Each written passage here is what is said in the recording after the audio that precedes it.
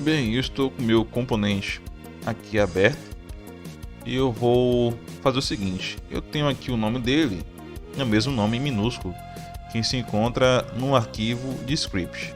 Então você pode ver que o nome do script é myComponent.cs e a classe recebe o mesmo nome do arquivo do script, mas você pode mudar e você pode colocar o padrão C# mesmo. E vai aparecer essa luz, essa lâmpada, e você pode clicar em renomear myComponent para myComponent em maiúsculo, ok?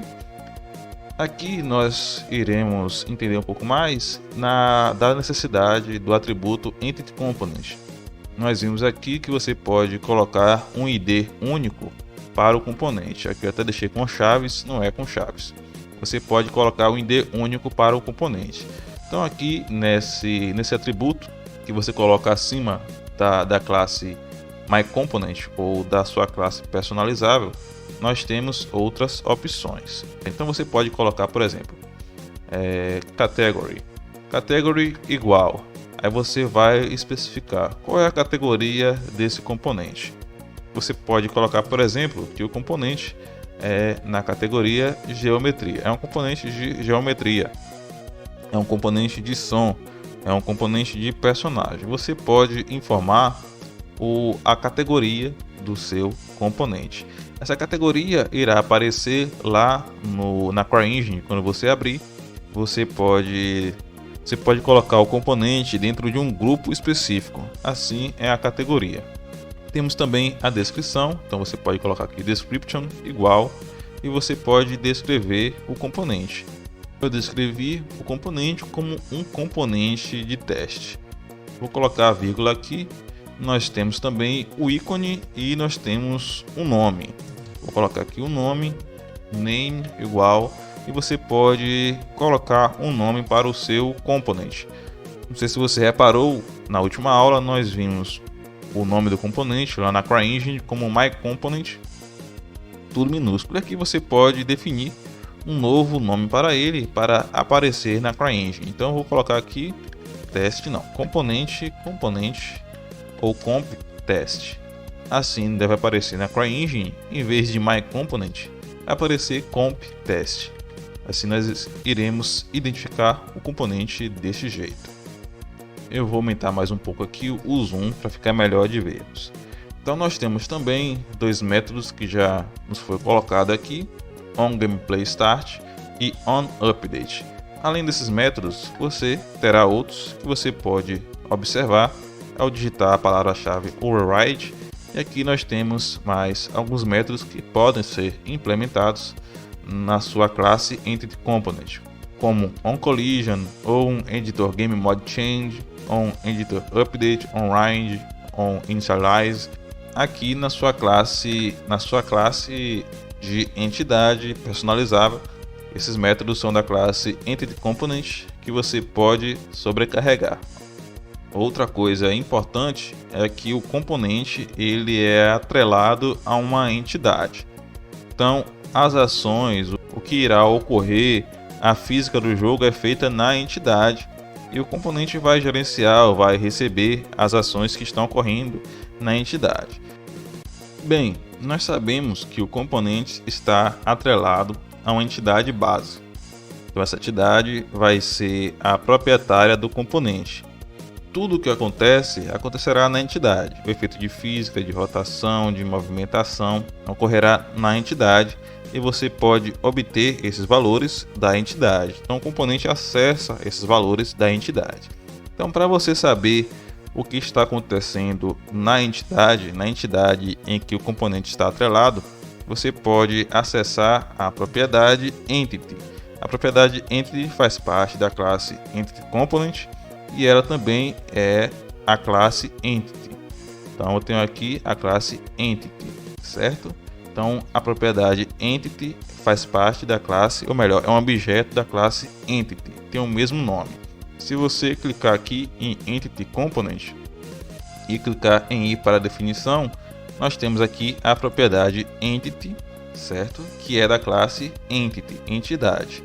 Então nós podemos receber aqui a entidade e você pode fazer o que você desejar com ela, rotacionar, aplicar física, carregar material, carregar geometria, carregar um arquivo de personagem, obter seu ID, etc. Você pode acessar aqui as propriedades e os métodos e também métodos estáticos da classe Entity. A classe Entity tem objetos estáticos, eu estou aqui na classe Entity, tem, na verdade, objeto não, métodos estáticos que são importantes, com métodos estáticos find, get, remove, spawn.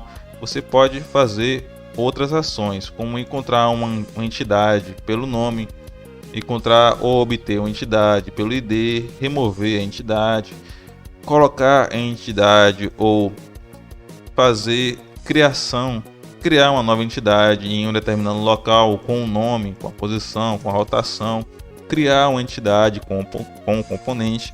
Então nós temos aqui esses métodos que fazem parte também, os métodos estáticos fazem parte da classe Entity e que é disponível aqui na propriedade Entity, certo?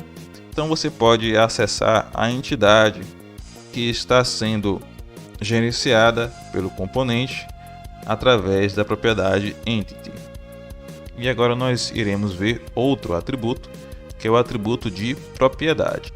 Antes eu preciso só fazer uma modificação aqui no código, e aqui no atributo eu coloquei a categoria, a descrição e o nome, mas esqueci do ID. Então agora eu coloquei, depois de name, coloquei uma vírgula e coloquei também o meu ID sem as chaves. E agora nós iremos ver um pouco sobre as propriedades. Nós sabemos que os componentes de entidade, eles podem receber modificações através da própria engine.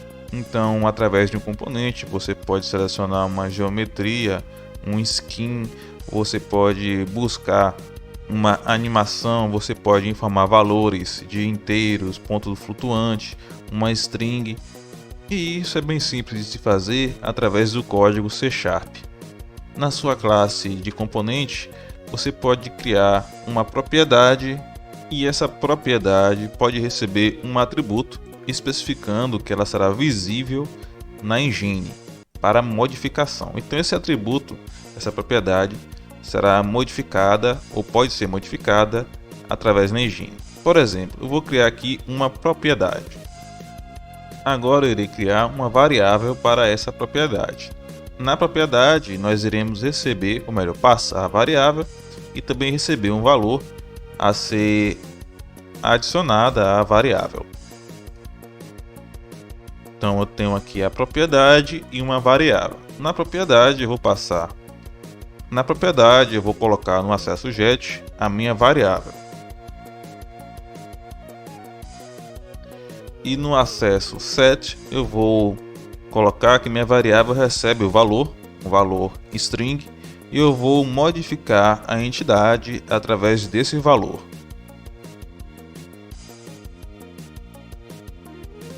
Logo, eu tenho aqui então a variável recebendo o valor, a variável geometry URL recebendo o valor, e eu acessei a propriedade Entity com o método carregamento de geometria.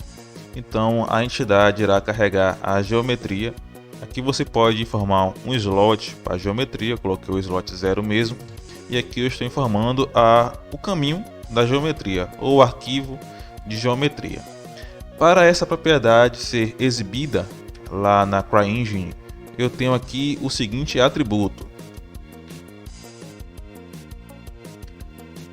Então eu tenho esse atributo de propriedade, e nesse atributo de propriedade nós temos também algumas opções a serem preenchidas.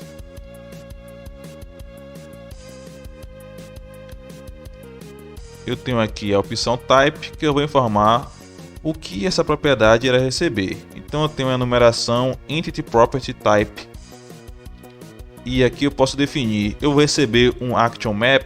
Action map é um arquivo XML com as entradas do usuário, tipo mouse, teclado, controles. Eu tenho aqui um action map name, eu posso receber uma animação, posso receber essa propriedade, um arquivo, eu posso receber um arquivo de character, posso receber uma geometria, um material, uma partícula. Eu vou definir aqui que essa propriedade quer receber um arquivo de geometria. Então eu vou colocar aqui que geometria. E eu vou colocar também uma descrição. Coloquei então aqui na descrição, recebe a geometria. Então nós temos aqui uma propriedade com o atributo EntityProperty a ser exibido lá na CryEngine. Aqui em cima nós temos o atributo EntityComponent, que é para a classe MyComponent, certo? Então nós temos aqui a categoria do atributo, a descrição, e isso tudo nós iremos ver na CryEngine. Para isso eu vou salvar, e aqui em cima, em vez de Debug Game Launcher, eu vou selecionar Debug Sandbox. E agora eu vou dar um debug. Com a CryEngine aberta, vou até Levels, Level 1, vou carregar, pronto. Então eu tenho aqui a minha bola, eu vou clicar nela, e aqui já tem dois componentes dela. Eu vou adicionar um componente. Meu componente está na seção Geometria, a categoria Geometria, como a gente formou aqui, Category Geometria. Então aqui adicionar componente Geometria CompTest. Eu vou clicar nele. Então nós temos aqui o componente já adicionado, e aqui nós temos a nossa propriedade Geometria, que nós adicionamos aqui, editamos aqui via código. Geometria, ela está sendo exposta aqui também na CryEngine. E como colocamos que queríamos selecionar somente arquivos de geometria, ao clicar aqui no lado na propriedade Geometria, nós iremos buscar, ou melhor, a CryEngine busca para nós somente arquivos de geometria. Aqui em Assets nós temos a pasta Objects, que normalmente fica os objetos, temos só a esfera. Mas aqui na pasta Engine, em Objects, nós temos também outros objetos, como The Full, Primitive Box, Cube, Cylinder, Plane, assim, etc. Então eu vou selecionar aqui Box e eu vou dar um OK. Agora a geometria da entidade foi modificada. Posso fazer isso mais uma vez. Posso selecionar qualquer tipo de geometria, tanto as que vêm com a CryEngine quanto as que eu irei adicionar ao meu jogo, certo? Então nós modificamos dinamicamente aqui através da CryEngine, informando os valores, ou melhor, editando o código e informando aqui os atributos necessários para ser exibido, exposto lá na CryEngine. E vou fechar a Sandbox, vou sim, colocar sim aqui. Então nós vimos todo esse processo, e aqui nós vimos que podemos modificar a entidade através da propriedade Entity. Aqui nós modificamos através do método LoadGeometry, mas ele tem outros métodos e você pode conferir também aqui, como carregar um arquivo de character, carregar luz, carregar material, além de atributos ou propriedades, como por exemplo a propriedade Transform, para você modificar a posição da entidade, ou a propriedade rotação para você modificar a rotação da entidade. Então, através da propriedade Entity e através, informando aqui o atributo EntityProperty, nós podemos modificar dinamicamente através da CryEngine via código C#. Ok? Até a próxima aula. Deixe seu like para ajudar o canal e também confira os links na descrição. Muito obrigado por assistir esse vídeo. Até a próxima.